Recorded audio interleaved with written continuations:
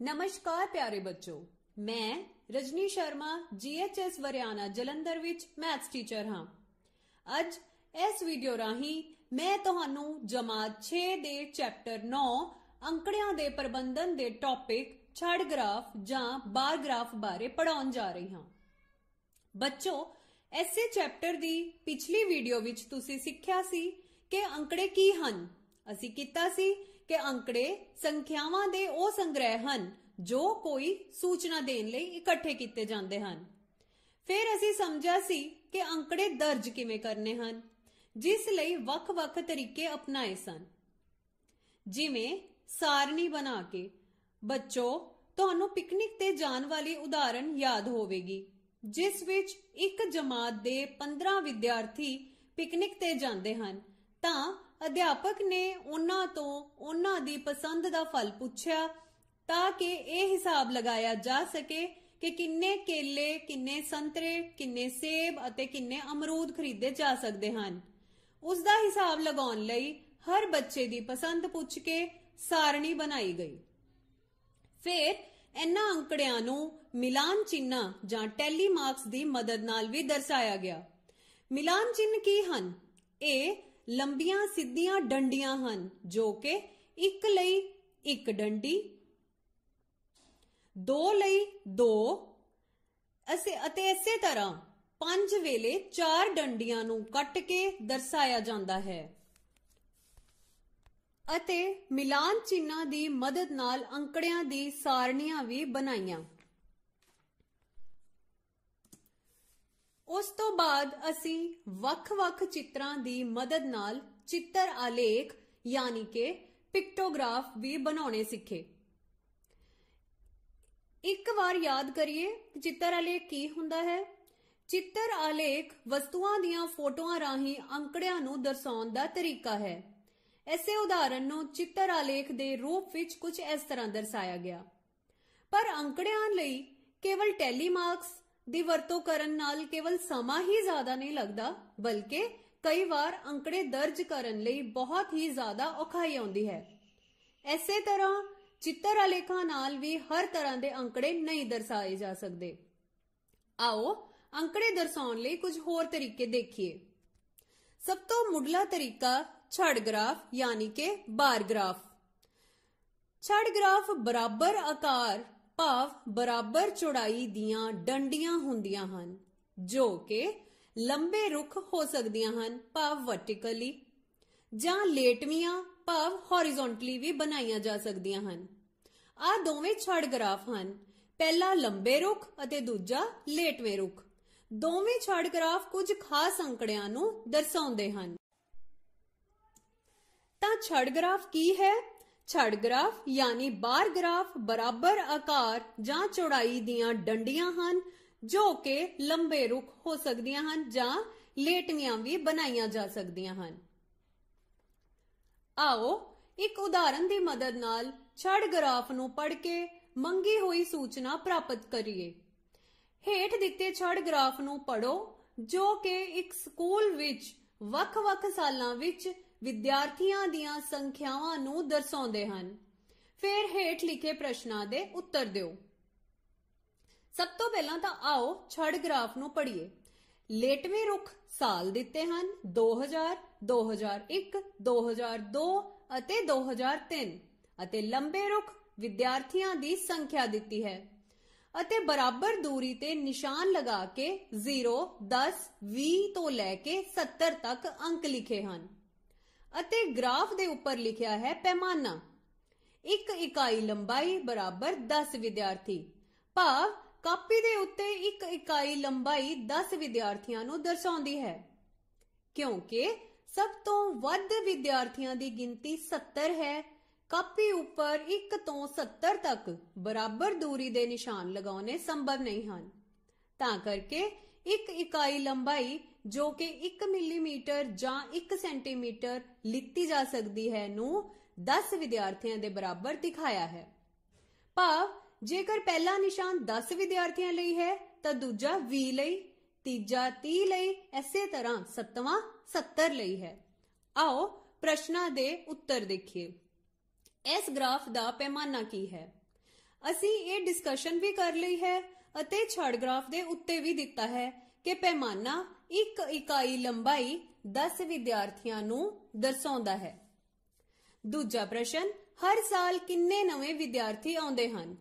ਪਹਿਲੇ ਸਾਲ ਯਾਨੀ ਸਾਲ 2000 ਵਿੱਚ 30 ਵਿਦਿਆਰਥੀ, ਅਗਲੇ ਸਾਲ 2001 ਵਿੱਚ 40 ਵਿਦਿਆਰਥੀ, 2002 ਵਿੱਚ 50, ਸਾਲ 2003 ਵਿੱਚ 60 ਵਿਦਿਆਰਥੀ ਦਰਸਾਏ ਗਏ ਹਨ।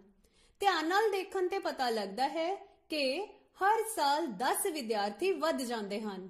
ਪਰ ਬੱਚਿਓ, ਇੱਕ ਗੱਲ ਧਿਆਨ ਦੇਣ ਯੋਗ ਹੈ ਕਿ ਭਾਵੇਂ ਇਸ ਗ੍ਰਾਫ ਵਿੱਚ ਹਰ ਸਾਲ ਬਰਾਬਰ ਗਿਣਤੀ ਵੱਧ ਰਹੀ ਹੈ, ਪਰ ਹਰ ਗ੍ਰਾਫ ਵਿੱਚ ਇਸ ਤਰ੍ਹਾਂ ਨਹੀਂ ਹੋਵੇਗਾ। ਕਦੇ ਵਾਧਾ ਵੀ ਹੋ ਸਕਦਾ ਹੈ, ਕਦੇ ਘਾਟਾ ਵੀ ਹੋ ਸਕਦਾ ਹੈ।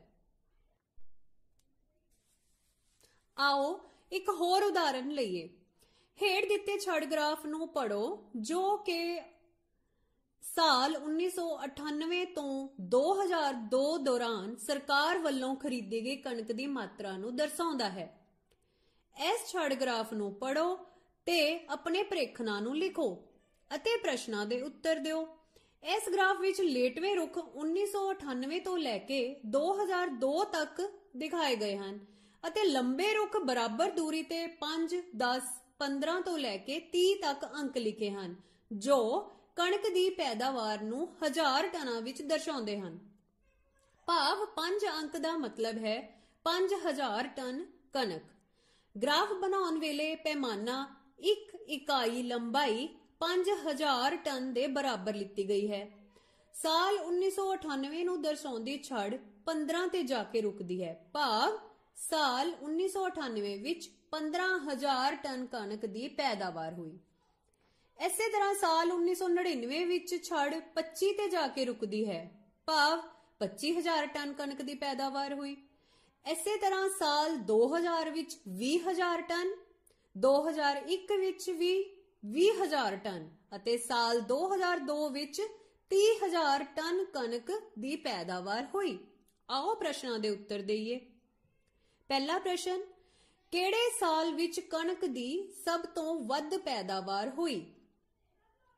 ਛੜ ਗ੍ਰਾਫ ਨੂੰ ਧਿਆਨ ਨਾਲ ਦੇਖ ਕੇ ਪਤਾ ਲੱਗਦਾ ਹੈ ਕਿ ਸਭ ਤੋਂ ਵੱਡੀ ਬਾਰ ਜਾਂ ਛੜ 2002 ਸਾਲ ਵਾਲੀ ਹੈ, ਜਿਸ ਵਿੱਚ 30000 ਟਨ ਕਣਕ ਖਰੀਦੀ ਗਈ। ਤਾਂ ਇਸ ਦਾ ਉੱਤਰ ਹੈ 2002।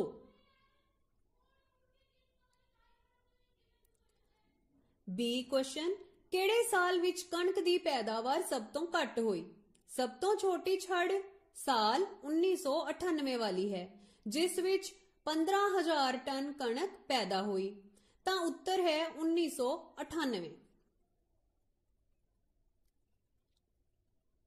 ਪਿਆਰੇ ਬੱਚੋ, ਇਹੀ ਛੜ ਗ੍ਰਾਫ ਤੁਹਾਨੂੰ ਅਗਰ ਲੇਟਵੇਂ ਰੁੱਖ ਦਿੱਤਾ ਹੋਵੇ ਤਾਂ ਵੀ ਇਹੀ ਉੱਤਰ ਰਹਿਣਗੇ, ਕਿਉਂਕਿ ਸਿਰਫ ਸਾਲ ਅਤੇ ਕਣਕ ਦੀ ਪੈਦਾਵਾਰ ਦੀ ਜਗ੍ਹਾ ਇੱਕ ਦੂਜੇ ਨਾਲ ਬਦਲੀ ਗਈ ਹੋਵੇਗੀ।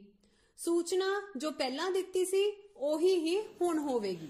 ਆਓ ਇੱਕ ਹੋਰ ਉਦਾਹਰਨ ਦੇਖੀਏ।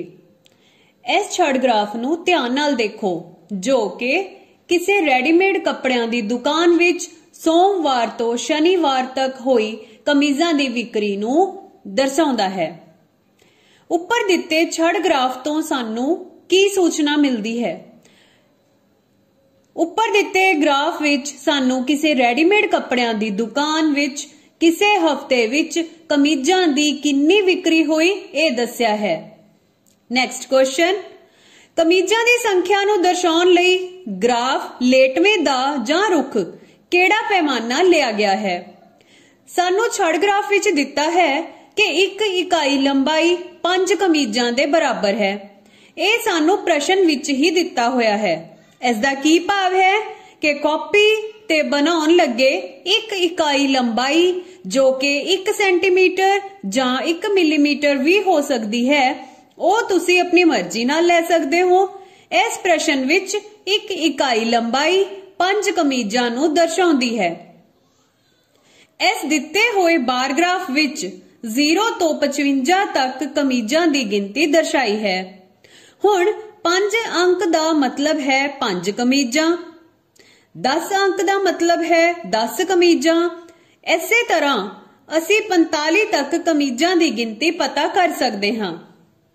आओ नेक्स्ट क्वेश्चन देखिए। ਕਿਹੜੇ ਦਿਨ ਜ਼ਿਆਦਾ ਕਮੀਜ਼ਾਂ ਵੇਚੀਆਂ ਗਈਆਂ?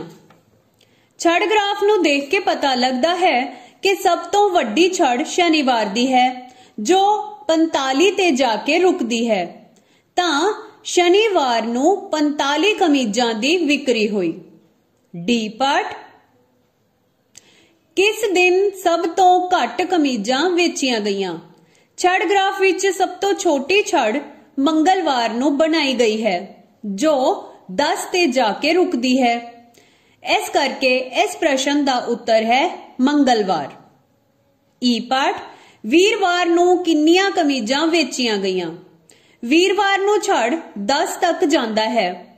ਪੈਮਾਨੇ ਦੀ ਵਰਤੋਂ ਕਰਕੇ ਅਸੀਂ ਪਤਾ ਲਗਾ ਸਕਦੇ ਹਾਂ ਕਿ ਵੀਰਵਾਰ ਨੂੰ 10 ਕਮੀਜ਼ਾਂ ਵੇਚੀਆਂ ਗਈਆਂ। ਨੈਕਸਟ ਐਗਜ਼ਾਮਪਲ, ਇਸ ਛੜ ਗ੍ਰਾਫ ਨੂੰ ਦੇਖੋ ਜੋ ਅਜ਼ੀਜ਼ ਵੱਲੋਂ ਇੱਕ ਸਮੈਸਟਰ ਦੇ ਪੇਪਰਾਂ ਵਿੱਚ ਵੱਖ-ਵੱਖ ਵਿਸ਼ਿਆਂ ਵਿੱਚ ਪ੍ਰਾਪਤ ਕੀਤੇ ਗਏ ਅੰਕਾਂ ਨੂੰ ਦਰਸਾਉਂਦਾ ਹੈ। ਤਾਂ ਇਹ ਹੈ ਛੜ ਗ੍ਰਾਫ ਜਿਸ ਦੇ ਲੇਟਵੇਂ ਰੁੱਖ ਵੱਖ-ਵੱਖ ਵਿਸ਼ੇ ਦਰਸਾਏ ਹਨ ਅਤੇ ਖੜਵੇਂ ਰੁੱਖ ਉਹਨਾਂ ਵਿਸ਼ਿਆਂ ਵਿੱਚੋਂ ਆਏ ਅੰਕ ਦਰਸਾਏ ਹਨ। ਹੁਣ ਹੇਠ ਲਿਖੇ ਪ੍ਰਸ਼ਨਾਂ ਦੇ ਉੱਤਰ ਦਿਓ। ਸਭ ਤੋਂ ਪਹਿਲਾ ਪਾਰਟ ਏ, ਇਹ ਛੜ ਗ੍ਰਾਫ ਕੀ ਸੂਚਨਾ ਦਿੰਦਾ ਹੈ? ਇਸ ਦਾ ਉੱਤਰ ਸਾਨੂੰ ਪ੍ਰਸ਼ਨ ਵਿੱਚ ਹੀ ਦਿੱਤਾ ਹੈ ਅਤੇ ਛੜ ਗ੍ਰਾਫ ਨੂੰ ਦੇਖ ਕੇ ਵੀ ਪਤਾ ਲੱਗਦਾ ਹੈ ਕਿ ਅਜ਼ੀਜ਼ ਨਾਮ ਦਾ ਮੁੰਡਾ ਹੈ ਜਿਸ ਦੇ ਇੱਕ ਸਮੈਸਟਰ ਵਿੱਚ ਵੱਖ-ਵੱਖ ਵਿਸ਼ਿਆਂ ਵਿੱਚੋਂ ਪ੍ਰਾਪਤ ਹੋਏ ਅੰਕਾਂ ਨੂੰ ਛੜ ਗ੍ਰਾਫ ਰਾਹੀਂ ਦਰਸਾਇਆ ਗਿਆ ਹੈ। ਬੀ ਪਾਰਟ, ਕਿਸ ਵਿਸ਼ੇ ਵਿੱਚ ਅਜ਼ੀਜ਼ ਨੇ ਸਭ ਤੋਂ ਜ਼ਿਆਦਾ ਅੰਕ ਪ੍ਰਾਪਤ ਕੀਤੇ? ਸਭ ਤੋਂ ਲੰਬੀ ਛੜ ਹਿੰਦੀ ਵਿਸ਼ੇ ਦੀ ਬਣੀ ਹੈ ਜੋ ਕਿ 80 ਤੇ ਜਾ ਕੇ ਰੁਕਦੀ ਹੈ ਤਾਂ ਸਭ ਤੋਂ ਵੱਧ ਅੰਕ ਹਿੰਦੀ ਵਿਸ਼ੇ ਵਿੱਚੋਂ ਆਏ। ਸੀ, ਕਿਸ ਵਿਸ਼ੇ ਵਿੱਚ ਅਜ਼ੀਜ਼ ਨੇ ਸਭ ਤੋਂ ਘੱਟ ਅੰਕ ਪ੍ਰਾਪਤ ਕੀਤੇ? ਸਭ ਤੋਂ ਛੋਟੀ ਛੜ ਬੱਚੋ ਸਮਾਜਿਕ ਸਿੱਖਿਆ ਵਿਸ਼ੇ ਦੀ ਹੈ ਜੋ ਕਿ 40 ਤੇ ਜਾ ਕੇ ਰੁਕਦੀ ਹੈ ਤਾਂ ਅਜ਼ੀਜ਼ ਨੇ ਸਭ ਤੋਂ ਘੱਟ ਅੰਕ ਸਮਾਜਿਕ ਸਿੱਖਿਆ ਵਿੱਚ ਪ੍ਰਾਪਤ ਕੀਤੇ ਅਤੇ 40 ਅੰਕ ਪ੍ਰਾਪਤ ਕੀਤੇ। ਡੀ ਪਾਰਟ, ਸਾਰੇ ਵਿਸ਼ਿਆਂ ਦੇ ਨਾਂ ਦੱਸਦੇ ਹੋਏ ਉਹਨਾਂ ਵਿੱਚੋਂ ਪ੍ਰਾਪਤ ਅੰਕ ਦੱਸੋ। ਸਭ ਤੋਂ ਪਹਿਲਾਂ ਹਿੰਦੀ ਵਿਸ਼ਾ, ਉਸ ਵਿੱਚ 80 ਅੰਕ ਪ੍ਰਾਪਤ ਕੀਤੇ। ਫਿਰ ਅੰਗਰੇਜ਼ੀ, ਉਹਦੇ ਵਿੱਚ 50 ਅੰਕ ਪ੍ਰਾਪਤ ਕੀਤੇ। ਮੈਥ, ਉਹ ਚੋਂ 70 ਅੰਕ ਪ੍ਰਾਪਤ ਕੀਤੇ।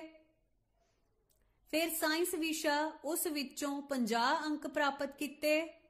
ਸਮਾਜਿਕ ਸਿੱਖਿਆ ਵਿੱਚ 40 ਅੰਕ ਪ੍ਰਾਪਤ ਕੀਤੇ। ਬੱਚੋ, ਹੁਣ ਅਸੀਂ ਇਹਨਾਂ ਉਦਾਹਰਨਾਂ ਰਾਹੀਂ ਛੜ ਗ੍ਰਾਫ ਨੂੰ ਪੜ੍ਹ ਕੇ ਉਸ ਤੋਂ ਸੂਚਨਾ ਪ੍ਰਾਪਤ ਕਰਨੀ ਸਿੱਖੀ। ਆਓ ਹੁਣ ਅਸੀਂ ਛੜ ਗ੍ਰਾਫ ਬਣਾਉਣਾ ਸਿੱਖੀਏ।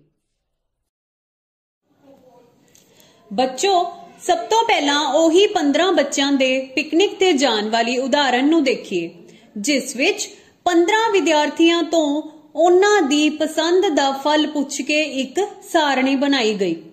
ਫਿਰ ਸਾਰਣੀ ਤੋਂ ਇਹ ਸੂਚਨਾ ਤਿਆਰ ਕੀਤੀ ਗਈ ਕਿ ਕਿੰਨੇ ਕੇਲੇ, ਕਿੰਨੇ ਸੇਬ, ਕਿੰਨੇ ਅਮਰੂਦ ਅਤੇ ਸੰਤਰੇ ਚਾਹੀਦੇ ਹਨ। ਆਓ ਹੁਣ ਇਸ ਸੂਚਨਾ ਨੂੰ ਛੜ ਗ੍ਰਾਫ ਵਿੱਚ ਬਦਲੀਏ। ਛੜ ਗ੍ਰਾਫ ਬਣਾਉਣ ਲਈ ਸਭ ਤੋਂ ਪਹਿਲਾਂ ਦੋ ਰੇਖਾਵਾਂ, ਇੱਕ ਲੰਬੇ ਰੁੱਖ ਅਤੇ ਇੱਕ ਲੇਟਵੇਂ ਰੁੱਖ ਬਣਾਈਏ ਜੋ ਇੱਕ ਦੂਜੇ ਨਾਲ 90 ਡਿਗਰੀ ਦਾ ਕੋਣ ਬਣਾਉਂਦੀਆਂ ਹੋਣ। ਫਿਰ ਸਾਨੂੰ ਇੱਕ ਪੈਮਾਨਾ ਚੁਣਨਾ ਪਵੇਗਾ। ਪੈਮਾਨਾ ਕੀ ਹੈ?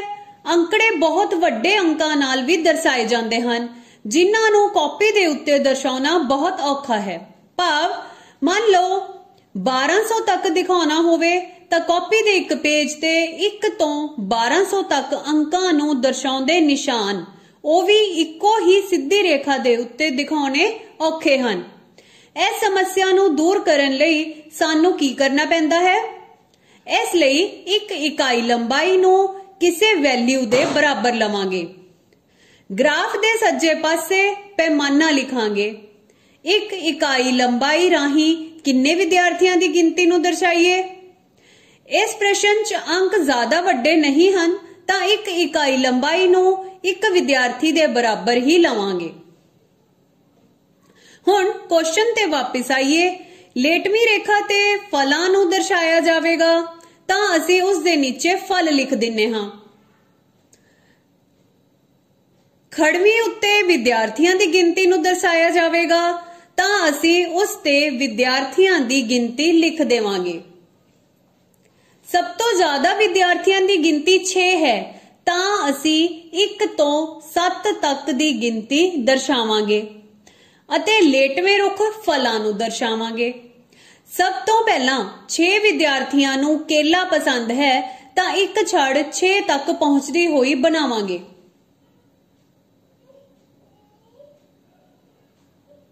ਫਿਰ ਸੇਬ 4 ਦੀ ਪਸੰਦ ਹੈ ਤਾਂ ਅਗਲੀ ਛੜ 4 ਤੱਕ ਪਹੁੰਚਦੀ ਹੋਈ ਬਣਾਵਾਂਗੇ। ਇਸੇ ਤਰ੍ਹਾਂ ਸੰਤਰੇ ਦੀ ਪਸੰਦ ਨੂੰ ਦਿਖਾਉਣ ਲਈ 2 ਤੱਕ ਜਾਂਦੀ ਹੋਈ ਛੜ ਬਣਾਵਾਂਗੇ ਅਤੇ ਅਮਰੂਦ ਦੀ ਪਸੰਦ ਨੂੰ ਦਰਸਾਉਣ ਲਈ 3 ਤੱਕ ਪਹੁੰਚਦੀ ਹੋਈ ਛੜ ਬਣਾਵਾਂਗੇ। ਨੈਕਸਟ ਕੁਐਸਚਨ, ਕਿਸੇ ਦਿਨ ਦਿੱਲੀ ਦੀ ਟ੍ਰੈਫਿਕ ਪੁਲਿਸ ਨੇ ਸਵੇਰੇ 6 ਵਜੇ ਤੋਂ ਦੁਪਹਿਰ ਦੇ 12 ਵਜੇ ਤੱਕ ਕਿਸੇ ਸੜਕ ਤੇ ਹਰ ਘੰਟੇ ਆਉਣ ਜਾਣ ਵਾਲੀ ਟ੍ਰੈਫਿਕ ਦੇ ਅੰਕੜੇ ਦਰਜ ਕੀਤੇ। ਉਹਨਾਂ ਅੰਕੜਿਆਂ ਨੂੰ ਛੜ ਗ੍ਰਾਫ ਦੀ ਮਦਦ ਨਾਲ ਦਰਸਾਓ।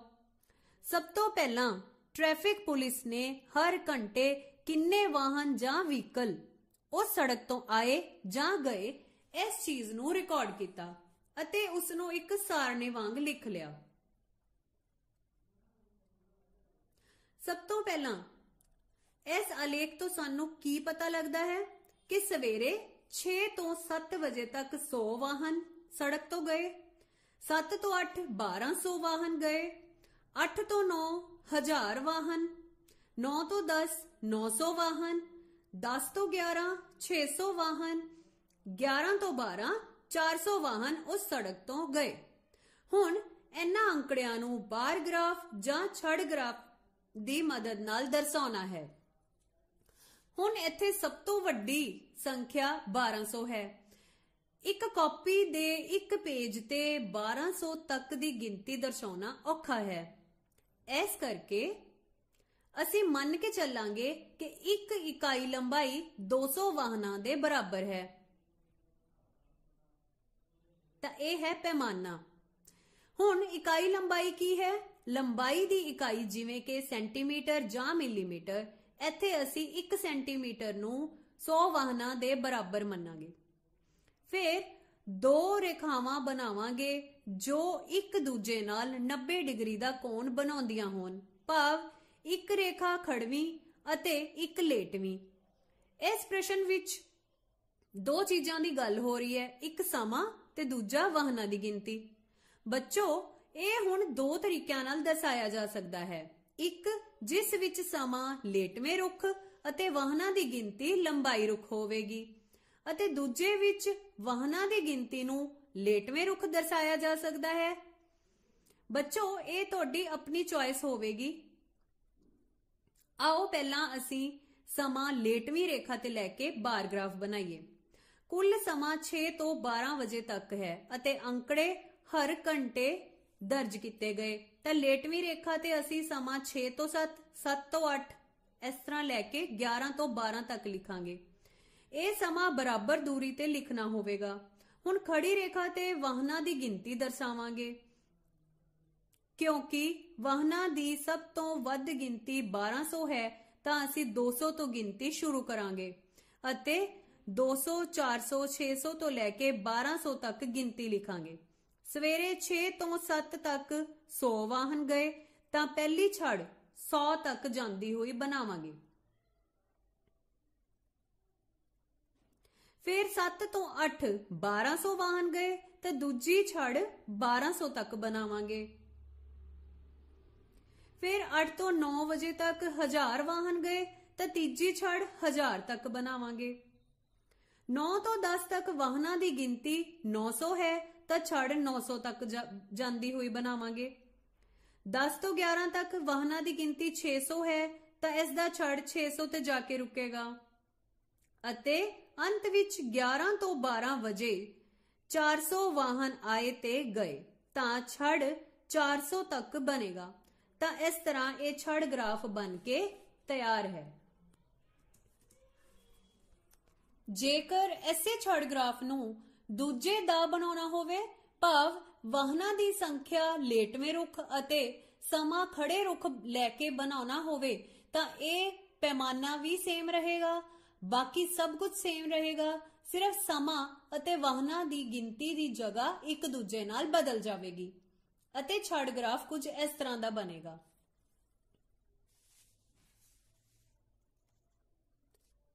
ਆਓ ਬੱਚੋ ਇੱਕ ਹੋਰ ਉਦਾਹਰਨ ਦੇਖੀਏ। ਹੇਠ ਲਿਖੀ ਸਾਰਣੀ ਇਮਰਾਨ ਦੇ ਪਰਿਵਾਰ ਦੀ ਵੱਖ-ਵੱਖ ਮਦਾਂ ਦਾ ਮਹੀਨੇ ਦੇ ਖਰਚ ਨੂੰ ਦਰਸਾਉਂਦੀ ਹੈ।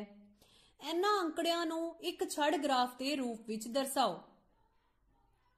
ਇਹ ਸਾਰਣੀ ਵਿੱਚ ਇਮਰਾਨ ਦੇ ਪਰਿਵਾਰ ਦੀ ਵੱਖ-ਵੱਖ ਮਦਾਂ ਯਾਨੀ ਆਈਟਮਸ ਤੇ ਹੋਣ ਵਾਲੇ ਖਰਚ ਬਾਰੇ ਦੱਸਿਆ ਗਿਆ ਹੈ। ਸਭ ਤੋਂ ਪਹਿਲਾਂ ਮਕਾਨ ਦਾ ਕਿਰਾਇਆ, ਜਿਸ ਤੇ 3000 ਰੁਪਏ ਖਰਚ ਹੁੰਦੇ ਹਨ। ਫਿਰ ਭੋਜਨ ਤੇ ਖਰਚ 3400 ਰੁਪਏ ਆਉਂਦਾ ਹੈ। ਸਿੱਖਿਆ ਤੇ 800 ਰੁਪਏ ਖਰਚ ਆਉਂਦਾ ਹੈ। ਬਿਜਲੀ ਤੇ 400 ਰੁਪਏ ਖਰਚ, ਆਵਾਜਾਈ ਤੇ 600 ਰੁਪਏ ਅਤੇ ਹੋਰ ਫੁਟਕਲ ਖਰਚੇ 1200 ਰੁਪਏ ਵਿੱਚ ਹੁੰਦੇ ਹਨ। ਹੁਣ ਦਿੱਤੀ ਹੋਈ ਸਾਰਣੀ ਨੂੰ ਦੇਖੋ। ਭੋਜਨ ਦਾ ਖਰਚ 3400 ਰੁਪਏ ਸਭ ਤੋਂ ਵੱਡਾ ਖਰਚ ਹੈ, ਪਰ ਬੱਚੋ ਕਾਪੀ ਜਾਂ ਪੇਪਰ ਦੇ ਉੱਤੇ 3400 ਨੂੰ ਦਰਸਾਉਣਾ ਔਖਾ ਹੈ। ਇਸ ਕਰਕੇ ਪੈਮਾਨਾ ਵੀ ਸਾਨੂੰ ਵੱਡਾ ਲੈਣਾ ਪਵੇਗਾ। ਇੱਕ ਇਕਾਈ ਲੰਬਾਈ 200 ਰੁਪਏ ਦੇ ਬਰਾਬਰ। ਜੇਕਰ ਪੈਮਾਨਾ ਇੱਕ ਇਕਾਈ ਲੰਬਾਈ 100 ਰੁਪਏ ਦੇ ਬਰਾਬਰ ਲਵਾਂ ਤਾਂ 30, 34, 8, 4, 6 ਇਹ ਅੰਕ ਦਰਸਾਉਣੇ ਪੈਣਗੇ, ਜਿਨ੍ਹਾਂ ਵਿੱਚੋਂ 34 ਹਜੇ ਵੀ ਬਹੁਤ ਵੱਡਾ ਹੈ। ਧਿਆਨ ਨਾਲ ਦੇਖੋ, ਇਹਨਾਂ ਅੰਕਾਂ ਦਾ ਸਭ ਤੋਂ ਵੱਡਾ ਗੁਣਨਖੰਡ 2 ਹੈ, ਤਾਂ 2 ਗੁਣਾ 100 200 ਰੁਪਏ ਵੀ ਪੈਮਾਨਾ ਲੈ ਸਕਦੇ ਹਾਂ। ਤਾਂ ਇੱਕ ਇਕਾਈ ਲੰਬਾਈ 200 ਰੁਪਏ ਦੇ ਬਰਾਬਰ ਲੈ ਕੇ ਹੀ ਇਸ ਨੂੰ ਬਣਾਵਾਂਗੇ।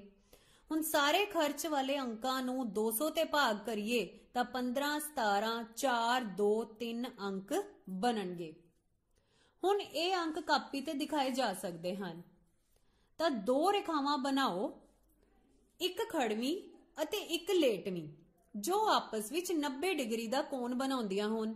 ਫਿਰ ਲੇਟਵੇਂ ਰੁੱਖ ਮੱਧ ਆਈਟਮਸ ਲਿਖੋ ਅਤੇ ਲੰਬੇ ਰੁੱਖ ਖਰਚ, ਜੋ ਕਿ ਰੁਪਇਆਂ ਵਿੱਚ ਹੋਵੇਗਾ। ਹੁਣ ਖੜਵੇਂ ਰੁੱਖ 200 ਤੋਂ 3600 ਤੱਕ 18 ਬਰਾਬਰ ਦੂਰੀ ਤੇ ਨਿਸ਼ਾਨ ਲਗਾਓ। ਸਭ ਤੋਂ ਪਹਿਲਾਂ ਮਕਾਨ ਕਿਰਾਇਆ 3000 ਰੁਪਏ ਹੈ, ਜੋ ਕਿ 15 ਇਕਾਈਆਂ ਦੇ ਬਰਾਬਰ ਹੈ। ਤਾਂ ਇੱਕ ਛੜ ਬਣਾਓ ਜੋ 3000 ਤੱਕ ਪਹੁੰਚਦੀ ਹੋਵੇ ਅਤੇ ਉਸ ਦੇ ਨੀਚੇ ਘਰ ਦਾ ਕਿਰਾਇਆ ਲਿਖੋ। ਫਿਰ ਭੋਜਨ ਦਾ ਖਰਚ 3400 ਰੁਪਏ ਹੈ, ਤਾਂ ਇੱਕ ਛੜ 3400 ਰੁਪਏ ਤੱਕ ਜਾਂਦੀ ਹੋਈ ਬਣਾਓ ਅਤੇ ਉਸ ਦੇ ਨੀਚੇ ਭੋਜਨ ਲਿਖ ਦਿਓ।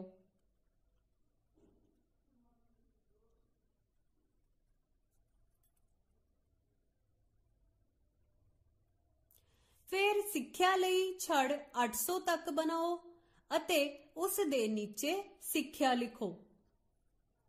ਫਿਰ ਬਿਜਲੀ ਨੂੰ ਦਰਸਾਉਂਦੀ ਹੋਈ ਛੜ 400 ਤੱਕ ਬਣਾਓ ਅਤੇ ਬਿਜਲੀ ਸ਼ਬਦ ਲਿਖ ਦਿਓ। ਆਵਾਜਾਈ ਦੇ ਖਰਚ ਲਈ 600 ਤੱਕ ਛੜ ਬਣਾ ਕੇ ਆਵਾਜਾਈ ਸ਼ਬਦ ਲਿਖ ਦਿਓ।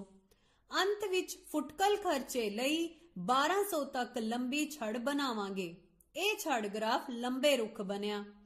ਇਸ ਨੂੰ ਲੇਟਵੇਂ ਰੁੱਖ ਬਣਾਉਣ ਲਈ ਸਿਰਫ ਮੱਧ ਅਤੇ ਖਰਚ ਦੀ ਜਗ੍ਹਾ ਨੂੰ ਇੱਕ ਦੂਜੇ ਨਾਲ ਬਦਲਾਂਗੇ, ਭਾਵ ਪਹਿਲਾਂ ਲੇਟਵੇਂ ਰੁੱਖ ਮੱਧ ਦਰਸਾਏ ਅਤੇ ਲੰਬੇ ਰੁੱਖ ਖਰਚ, ਤਾਂ ਹੁਣ ਉਸ ਦੇ ਉਲਟ ਖਰਚ ਨੂੰ ਲੇਟਵੇਂ ਰੁੱਖ ਅਤੇ ਮੱਧ ਨੂੰ ਲੰਬੇ ਰੁੱਖ ਦਰਸਾਵਾਂਗੇ ਅਤੇ ਛੜ ਵੀ ਲੇਟਵੇਂ ਰੁੱਖ ਬਣਾਏ ਜਾਣਗੇ। ਤਾਂ ਛੜ ਗ੍ਰਾਫ ਬਣ ਕੇ ਕੁਝ ਇਸ ਤਰ੍ਹਾਂ ਦਾ ਤਿਆਰ ਹੋ ਜਾਵੇਗਾ।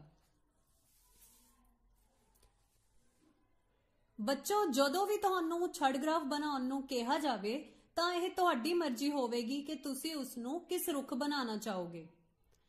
ਨੈਕਸਟ ਕੁਐਸਚਨ, ਇੱਕ ਸਕੂਲ ਦੇ 120 ਵਿਦਿਆਰਥੀਆਂ ਦਾ ਸਰਵੇ ਕੀਤਾ ਗਿਆ ਕਿ ਉਹ ਆਪਣੇ ਖਾਲੀ ਸਮੇਂ ਵਿੱਚ ਕਿਹੜਾ ਕੰਮ ਕਰਨਾ ਪਸੰਦ ਕਰਦੇ ਹਨ।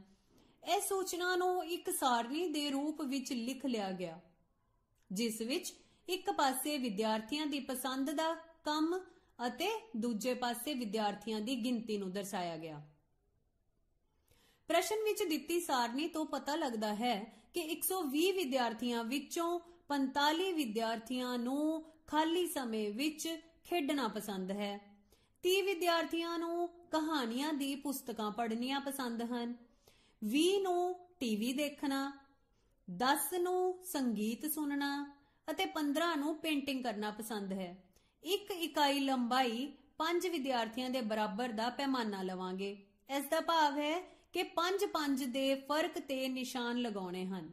ਸਭ ਤੋਂ ਪਹਿਲਾਂ 2 ਸਿੱਧੀਆਂ ਰੇਖਾਵਾਂ, ਇੱਕ ਲੰਬੇ ਰੁੱਖ, ਇੱਕ ਲੇਟਵੇਂ ਰੁੱਖ ਬਣਾਓ ਜੋ ਇੱਕ ਦੂਜੇ ਨਾਲ 90 ਡਿਗਰੀ ਦਾ ਕੋਣ ਬਣਾਉਂਦੀਆਂ ਹੋਣ। ਖੜਵੇਂ ਪਾਸੇ ਵਿਦਿਆਰਥੀਆਂ ਦੀ ਗਿਣਤੀ ਨੂੰ ਦਰਸਾਵਾਂਗੇ ਅਤੇ ਲੇਟਵੇਂ ਪਾਸੇ ਕੰਮ। ਕਿਉਂਕਿ ਸਭ ਤੋਂ ਵੱਧ ਗਿਣਤੀ 45 ਹੈ ਤਾਂ 5 ਤੋਂ ਲੈ ਕੇ 45 ਤੱਕ ਅੰਕ ਲਿਖਾਂਗੇ।